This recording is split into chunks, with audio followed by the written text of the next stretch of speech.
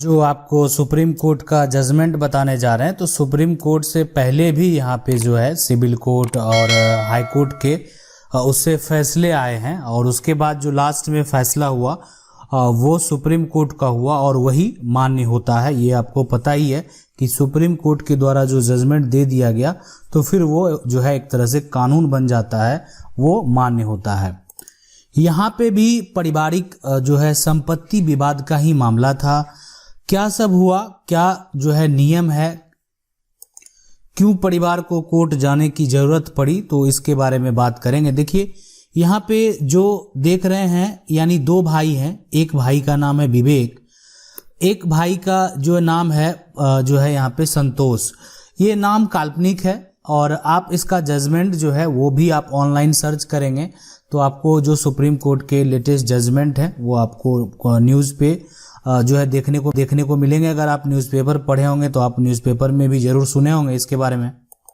विवेक जो है उसकी जो है भाई का पत्नी का नाम सुनीता है, और संतोष जो है उनके जो है एक तरह से पत्नी मीनाक्षी है।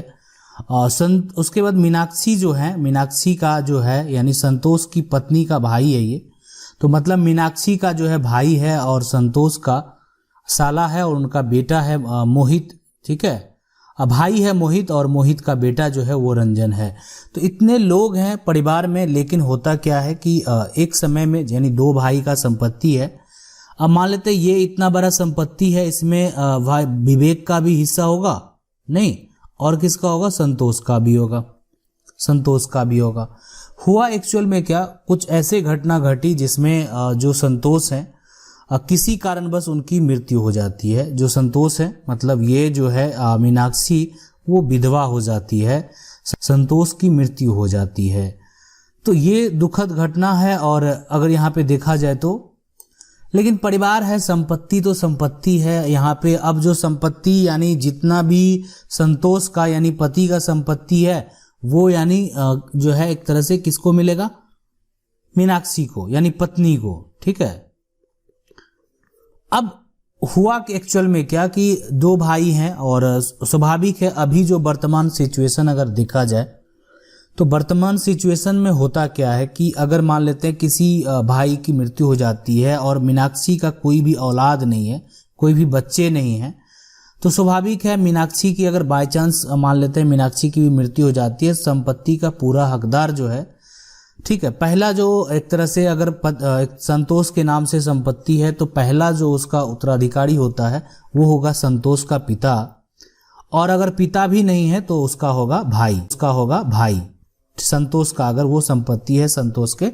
नाम से संपत्ति है। लेकिन ये संपत्ति जो है संतोष की अगर पत्नी जीवित है तो संतोष की मृत्यु के बाद जो उसका पहला उत्तराधिकारी होगा वो कौन होगा, उसकी पत्नी। तो यानी अगर यहाँ पे बच्चे नहीं है तो यानी उसकी जो पत्नी है यानी वो संपत्ति की मालिक हुई।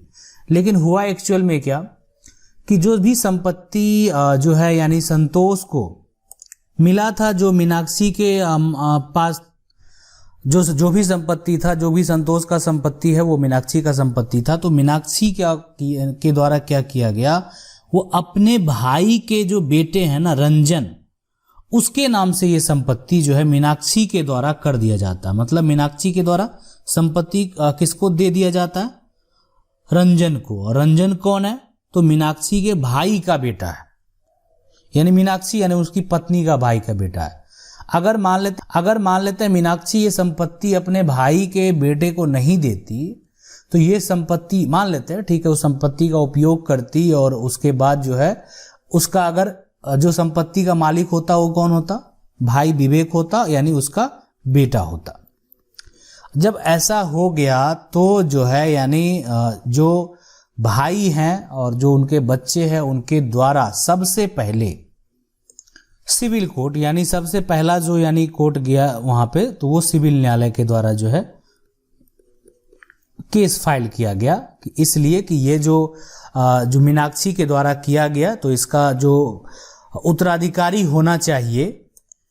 और जो केस का आधार था कि जो हिंदू है ना, या देखें यहाँ पे जो कानून है हिंदू उत्तराधिकार वो सिर्फ इस्लाम के लिए जो है वो सिर्फ अलग है, बाकी सभी के लिए सेम है। इस्लाम के लिए अब ऐसा नहीं कि बहुत कुछ अलग है, सब कुछ अलग है, बिल्कुल नहीं।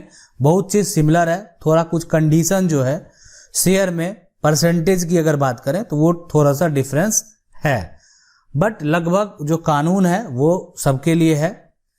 अब देखें कि इसमें जो कंडीशन दिया गया कि जो भी विधवा है, विधवा के जो विधवा संयुक्त परिवार जो बनाने का काम करती है वो अपने पिता के घर में नहीं करती है, ठीक है। जो पिता हैं, इनके पिता हैं, उनके ये बच्चे हैं, इनके ये भी बच्चे हैं, उनके घर में ये संयुक्त परिवार नहीं बनाती है। संपत्ति पैतृक है, इसलिए मीनाक्षी के द्वारा जो संपत्ति रंजन को दिया गया, ठीक है, जैसे भी दिया गया वो एक तरह से अवैध है, और ये जो है यानी विवेक के बच्चे को मिलना चाहिए। जो इनके बच्चे हैं उनको उनके नाम से ये संपत्ति होना चाहिए। और दलील का जो आधार था वो इसलिए कि जो विधवा है वो संयुक्त परिवार के यहाँ नहीं, अपने जो है पति के घर में बनाती है। और अगर देखा जाए तो हिंदू जो उत्तराधिकार कानून है वो कानून का अगर बात करें धारा, ठीक है, धारा 15 है ना, 1 और डी जो कहता है कि जो भी मान लेते हैं महिला है वो जो पिता के घर से जो दूसरे घर में आई है, मतलब पिता के घर से दूसरे घर में आई है, तो इसका मतलब ये नहीं कि पिता के घर के लोग अजनबी हैं, वो भी घर के सदस्य हैं। इस महिला जो है, इस महिला के द्वारा भी अगर देखा जाए तो महिला भी इस घर की सदस्य होगी, ठीक है। और ये जो है, जो इनका भाई का बेटा है वो भी जो है वो घर का सदस्य है, तो इसलिए ऐसा नहीं कहा जा सकता कि ये घर के सदस्य नहीं है। तो ये जो है प्रावधान है, कानून जो है धारा 15 1 डी में इसका व्याख्या जो है किया गया है। तो इसमें सिविल कोड का भी जो है यानी देखें जो न्यायालय हुआ वो महिला के पक्ष में ही हुआ कि महिला को पूरा राइट है। देखें महिला का जो है पति का संपत्ति है, पूरा राइट है, अगर वो किसको देना चाहे, उनका जो भी जो एक तरह से उनके अगर जो भी हिस्से की संपत्ति है वो अगर किसी को देना चाहें, और अगर वो किसी को देना चाहते हैं तो उसके लिए वो स्वतंत्र हैं। और यहाँ पे ये दलील नहीं दिया जा सकता है कि जो उनके भाई के परिवार के लोग हैं वो कोई दूसरे लोग हैं, ठीक है। तो ये जो मामला है दोबारा ऐसा नहीं हुआ कि सिविल न्यायालय के बाद आगे नहीं गया, आगे ये मामला हाईकोर्ट में भी गया, लेकिन हाईकोर्ट जो है इस याचिका को ही खारिज कर दिया, इसलिए कि यहाँ पे याचिका में जो है कहा गया था कि ये संपत्ति जो है वो पिता के बच्चों के नाम से नहीं किया जा सकता। जो है ना, ये पिता के जो बच्चे हैं या उनके जो बेटे हैं उनके नाम से, यानी इनके जो पिता हैं, उनके जो बच्चे हैं, उनके जो ये बेटे हैं, उनके नाम से नहीं किया जा सकता। इसमें जो है यानी इनके जो भाई हैं, उनके जो बच्चे हैं वो पहले से अधिकार रखते हैं।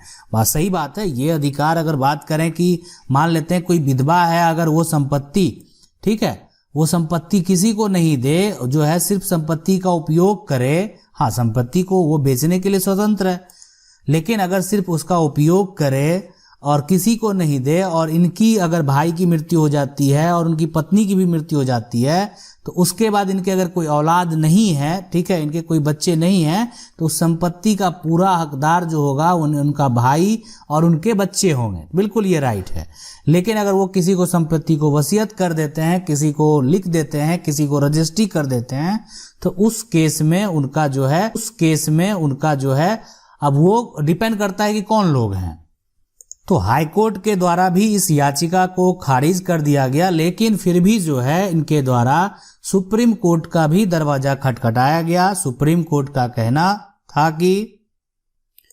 कि परिवार के जो एक तरह से जो महिला हैं, उनके जो परिवार हैं, पिता के घर से जो आए लोग हैं वो गैर नहीं हैं, वो भी परिवार के सदस्य हैं, ठीक है। ऐसा नहीं कहा जा सकता है कि उनको दे दिया गया, बिल्कुल।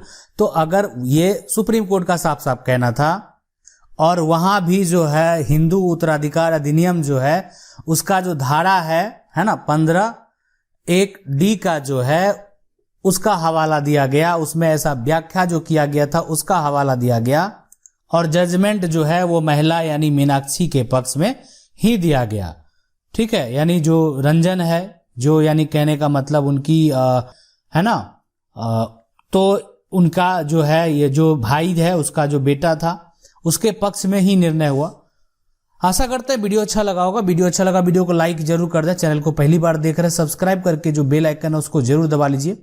मिलते हैं अगले वीडियो में, तब तक के लिए जय हिंद। अगर आपका कोई सवाल है आप हमें